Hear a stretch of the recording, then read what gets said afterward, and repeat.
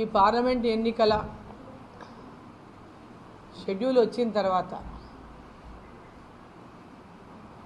Congress party వాళ్ళ అభ్యర్థిని ప్రకటించిన తర్వాత ఈ జిల్లాలో ముఖ్యమంత్రి నిన్నటికి 5 సార్లు వచ్చిండు.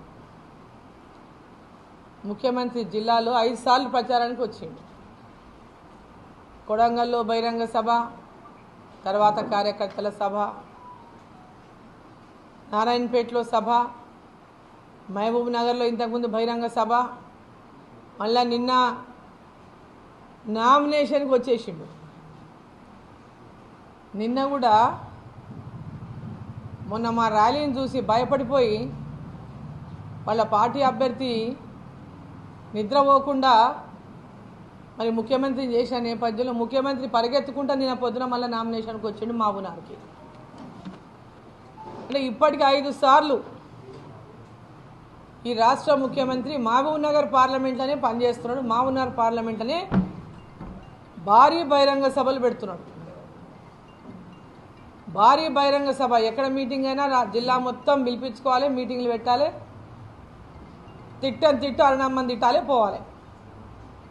వాళ్ళు అవును ఇన్నిసార్లు జిల్లాకు వచ్చి ఏం చేసిండ్రయ్యా అంటే 5 గ్యారెంటీ పోనీ వాళ్ళు 1 గ్యారెంటీ పూర్తి చేసినాం, బస్సు ఎక్కించిన ఆడవాళ్ళని అన్నారు. అలా మిగతా 5 గ్యారెంటీలు ఏమన్నా ఇచ్చిందా చెప్తారేమో దాని గురించి అంటే దాని గురించి ఏం చెప్తలేరు. కానీ అరుణమ్మని మటుకు తిట్టిపోతున్నాం. ఒక మహిళ అనేటటువంటి ఇంగిత జ్ఞానం కూడా లేకుండా, ఒక మహిళను ఏ విధంగా సంబోధించాలో అనేటటువంటి జ్ఞానం లేకుండా ఒక మహిళ ఈ జిల్లాలో ప్రజల కోసం పనిచేసి ప్రజల మధ్యలో ఆదరణ పొంది ప్రజల యొక్క విశ్వాసాన్ని పొంది ఈరోజు పాలమూరు ఉమ్మడి జిల్లాలో ప్రజలకు అందరికీ ఒక సుపరిచితురాలైనటువంటివి డికే అరుణమ్మగా ఈరోజు మహబూబ్ నగర్ పార్లమెంటు నుంచి భారతీయ జనతా పార్టీ నరేంద్ర మోదీ గారి ఆశీస్సులతో ఇక్కడ నేను పోటీలో ఉన్న పార్లమెంట్ ఎన్నికకు ఈరోజు వాళ్ళకి అప్పటి నుంచి ఇప్పటిదాకా జీర్ణం అయితే లేదు. ముప్పేట దాడి చేస్తున్నారు. మొత్తం వచ్చి ముప్పేట దాడి రోజు అరుణమ్మ మీదనే.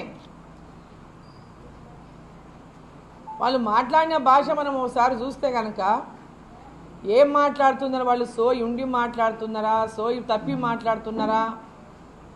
ఒక్క ఆడపిల్లని ఓడియనికే ఇంతమంది రాక్షసుల్లాగా రాబందుల్లాగా రోజు నోటికి వచ్చినటువంటి మాటలతో మాట్లాడి ఆమెను ఆవేదనకు గురి చేసి మనసు గాయపరిచి ఆమెను ఎన్నికల పోటీలో మనోధైర్యాన్ని తగ్గించాలనేటటువంటి ఉద్దేశంతో రోజు మాట్లాడుతున్నారు. ఎక్కడోడక్కడ మాట్లాడుతూ ఉంటే ఒక ముఖ్యమంత్రి అయినోడు